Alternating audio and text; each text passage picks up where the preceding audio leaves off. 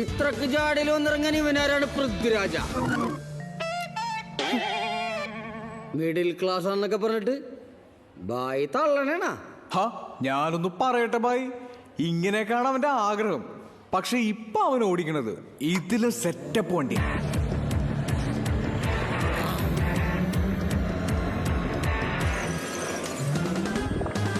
Next.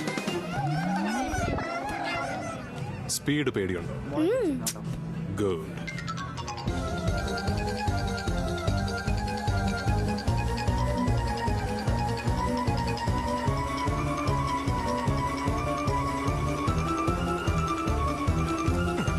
Next.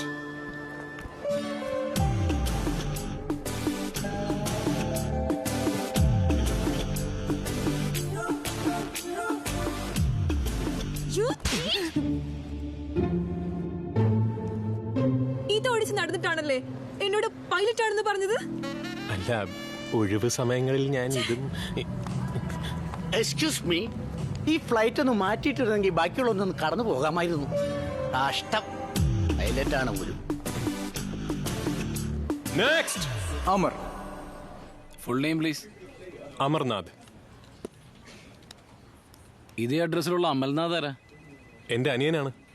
അച്ഛന്റെ പേര്? രമണൻ. ഈ നാട്ടിൽ ആർക്കെങ്കിലും കാശിന് ആവശ്യം വന്നാൽ ഓടി എൻ്റെ അടുത്ത് വരും. അച്ഛനെന്താ ജോലി? ഈ നിലവറയുടെ കാവൽക്കാരനാ. പുള്ളിക്ക് സൗന്ദര്യത്തിൽ ഇത്തിരി ശ്രദ്ധ കൂടുതലാണ്. കുറ്റബോധം മെഗാ സീരിയൽ നിങ്ങൾക്കായി സമർപ്പിച്ചത് ലെൻസ് ആൻഡ് ഫ്രെയിംസ്, ഇന്ദുലേഖ ബൃങ്കാവോയിൽ മുടികൊഴിച്ചിലിനും മനസമാധാനത്തിനും കോൾഗേറ്റ് ഡെന്റിസ്റ്റ് का सुझाया नंबर 1 ബ്രാൻഡ്. കീടാണുവിൽ നിന്നും മുക്തി. ബോമക്സ് ടോയ്ലറ്റ്. അമ്മ എത്ര വയസ്സായി? 32. 32. വിഷമിക്കണ്ട, എല്ലാം പെട്ടെന്ന് ശരിയാവും. നാളെ ഏതാ? കാർത്തിക. അതെ, ഒരു ഫോട്ടോയും കൂടെ വേണം. ചെറുക്കന് ഡോക്ടറാണേ. 32 വയസ്സൊന്നും ഒരു വയസ്സല്ല എൻ്റെ ഡോക്ടർ. മോടെ കല്യാണം ഈ ചന്ദ്രിയ ചേച്ചി നടത്തി തരും. ഞാൻ നടത്തിയ ഒരു കല്യാണത്തിനും ഇതുവരെ ഒരു പ്രശ്നവും ഉണ്ടായിട്ടില്ല. സംശയം ഉണ്ടെങ്കിൽ ആ ഗിരിനഗർ കോളനിയിൽ ഒന്ന് അന്വേഷിച്ച് നോക്കിയാട്ടെ. എന്നാ വരട്ടെ. അതെ, അത്ര ഡീറ്റെയിൽ ആയിട്ടൊന്നും അന്വേഷിക്കണ്ട കേട്ടോ. ഈ കുടുംബവും എല്ലാ സാധാരണക്കാരെയും പോലെ സൊസൈറ്റിയിൽ നിന്ന് ലോൺ എടുത്തും ഞായറാഴ്ച മാത്രം ഇറച്ചിക്കറി വെച്ചും ജീവിക്കുന്ന ഒരു സാധാരണ കുടുംബമാണ്. A happy family. നിക്ക്, അവരുടെ ഫാമിലി ഫോട്ടോയിൽ ഏതാ തട്ടം വിട്ടൊരു പെണ്ണ്? ആ, അത് നമ്മുടെ ചന്ദ്ര ചേച്ചി ഒരു കല്യാണം നടത്തിയതാണ്. ഉമ്മയും ഉപ്പയില്ലാത്ത റസ്മിനയുടെ നിക്കാഹ്. പള്ളിക്കാരും നാട്ടുകാരും ചേർന്ന് കാശ് പിരിച്ചിട്ടാണ് കല്യാണം നടത്തിയത്. കണ്ടോ, നല്ല ഉഗ്രം ചെറുക്കനാ. സന്തോഷായില്ലേ? നേരെ നോക്ക്, നീ നോക്കടാ. കെട്ടിയതിന്റെ 4ാം നാള് ചന്ദ്ര ചേച്ചി കണ്ടുപിടിച്ച പുയ്യാപ്പിള അവളുടെ സ്വർണ്ണമൊക്കെ ആയിട്ട് മുങ്ങി. അന്ന് തന്നെ അവള് പെട്ടിങ്ങിടക്കൊക്കെ എടുത്ത് ചന്ദ്ര ചേച്ചിയുടെ വീട്ടിലേക്ക് പോന്നു. റസ്മിനയുടെ കയ്യിലും കഴുത്തിലൊക്കെ ഉണ്ടായിരുന്നത് അവൻ കൊണ്ടുപോയെങ്കിലും ഒക്കത്തൊരു ട്രോഫി കൊടുത്തിട്ടാണ് അവൻ പോയത്.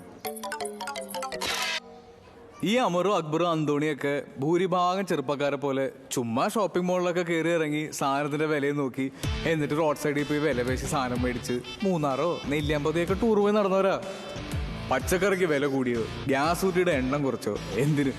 ഇപ്പൊ നമ്മുടെ പ്രധാനമന്ത്രി ആരാന്ന് ചോദിച്ചാൽ പോലും ഇവന്മാർക്ക് അറിഞ്ഞൂടാ. ഹലോ, അങ്ങനെ കൂടെ കൊച്ചാക്കല്ലേ? അതൊക്കെ ഞങ്ങൾക്ക് അറിയാട്ടാ. ആരാണ്?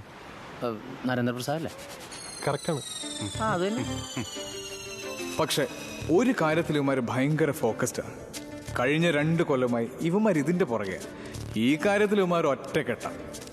തായ്ലാൻഡിലെ പട്ടായ ബീച്ചിലേക്കൊരു ടൂർ, അതായിരുന്നു ഇവന്മാരുടെ ജീവിത ലക്ഷ്യം. പട്ടായയിൽ പോകുന്നത് പരിപ്പേറിയും ചോറും തിന്നാനല്ല എന്ന് എല്ലാവർക്കും അറിയാം.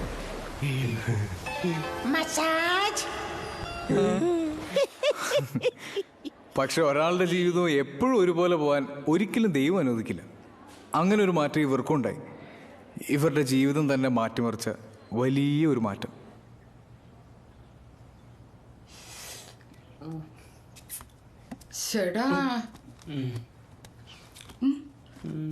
ആ മത്തായിയുടെ മോടെ ഫോട്ടോ എവിടെ പോയി? അതാ രാമായണത്തിൽ കാണും. മത്തായിയുടെ മോള് രാമായണത്തില്. ഞാൻ തന്നെ വെച്ചത്. എന്തൊരു മറവിയാ. ഇന്ന് ഈ ഫോട്ടോയും കൊണ്ട് അങ്ങോട്ട് ചെല്ലാമെന്നാ പറഞ്ഞേക്കണേ. എന്റെ ദേവി, ഒത്തു കിട്ടിയിരുന്നെങ്കിൽ ഇത്തിരി കാശ് തടഞ്ഞാനെ. ഈ ചെക്കൻ എപ്പോഴും ഇംഗ്ലീഷേ കാണുള്ളൂ. അതെ, ഇംഗ്ലീഷ് ഫ്ലുവന്റ് ആവാൻ ഇംഗ്ലീഷിന് വേണമെന്നാണ് സാറ് പറഞ്ഞേക്കണേ. സൗണ്ട് ഓഫ് ആക്കി വെച്ചിട്ട് കാണാൻ ഏത് സാറാണ് നിന്നോട് പറഞ്ഞേക്കണേ? എണീറ്റ് ക്ലാസ്സിൽ പോടാം. എല്ലാരും കൂടി രാവിലെ തന്നെ എന്റെ മെക്കിട്ട് കയറിക്കണം. എന്നെ എന്താ വല്ലത് കാശ് കൊടുത്ത് മേടിച്ചാണ്? പിന്നെ കാശ് കൊടുത്ത് മേടിക്കാനാണെങ്കിൽ നല്ലത് നോക്കി മേടിച്ചൂടെ? അത് കൊള്ളാം. വാട്സപ്പ് കോമഡിയായിട്ട് ഇറങ്ങിയൊക്കെയാണ്.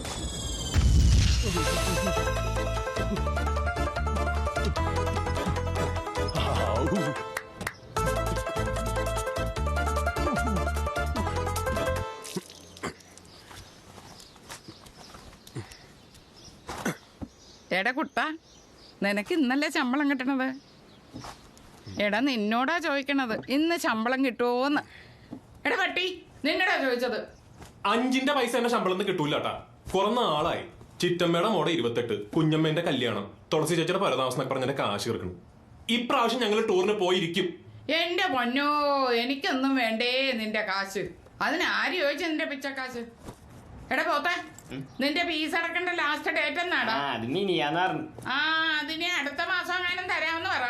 ഞാൻ തന്നെ വല്ല കല്യാണം നടത്തിയിട്ട് വേണമല്ല. നിങ്ങളുടെ ക്ഷമ മാറിയാവോ? എന്നാലും മരുന്ന് വാങ്ങിക്കണമല്ല. ആശുപത്രി വണ്ടിക്കാശ് പോലും ഇല്ലല്ലോ എന്റെ ഈശ്വര.